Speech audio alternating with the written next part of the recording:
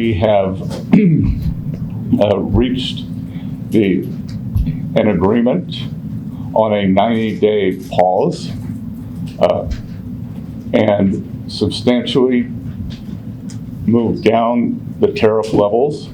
Both sides on the reciprocal tariffs will move their tariffs down 115%. We had very robust discussions. Both sides showed great respect. What began as a scorched earth trade war between the United States and China, complete with soaring tariffs and global economic panic, ended, at least temporarily, with a dramatic and unexpected de-escalation. The two superpowers agreed to slash tariffs by a stunning 115 percentage points after just 2 days of intense negotiations in Geneva. Here's how US President Donald Trump pulled off this surprising shift and what made it possible.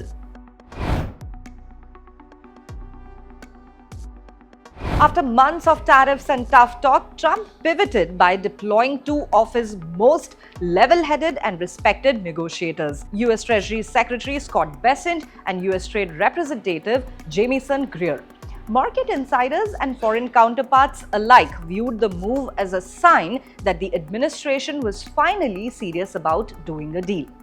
These officials weren't firebrands or showmen. They were methodical, professional, and crucially empowered to strike real compromises.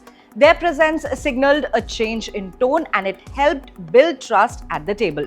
"We actually have a fresh start with China," said National Economic Council Director Kevin Hassett, highlighting the credibility these negotiators brought. Trump's strategy had long seemed chaotic, blunt, and forced tariff hikes, contradictory statements, and sudden reversals. But behind the scenes, advisors claimed it was all part of a larger plan. Keep trading partners guessing, leverage fear of collapse, and then open the door to negotiation when the pressure peaked. By pausing his harshest reciprocal tariffs on over 100 countries, Trump gave himself room to maneuver. Then, in private talks, he floated the idea of dialing things back with China, which was a suggestion that gained momentum as global markets wobbled and supply chains frayed. Treasury Secretary Bessent has even described Trump's approach as driven by game theory, saying that the strategic uncertainty created by his boss was, in fact, deliberate.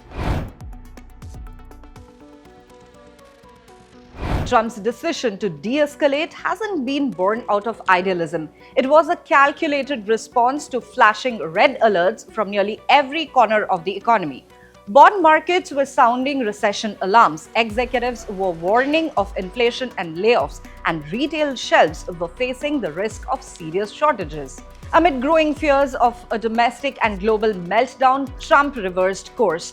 He halted additional tariffs, stepped back from the brink, and allowed his negotiators to find an off-ramp. The shift was jarring, especially for aides who had just gone on television to rule out any reversals. But it was also pretty effective. One Republican senator summed it up bluntly: "This is really the first time it's possible to actually see the path to land this plane without some cataclysmic economic disaster." In the end, Trump didn't dismantle tariffs altogether. He managed to lock in a new global norm, a 10% universal tariff rate that most countries now seem prepared to accept. Even with sector-specific tariffs still in place, trading partners are lining up to cut deals. A mini deal with the United Kingdom offered a blueprint, and talks with nearly 24 other nations are now underway.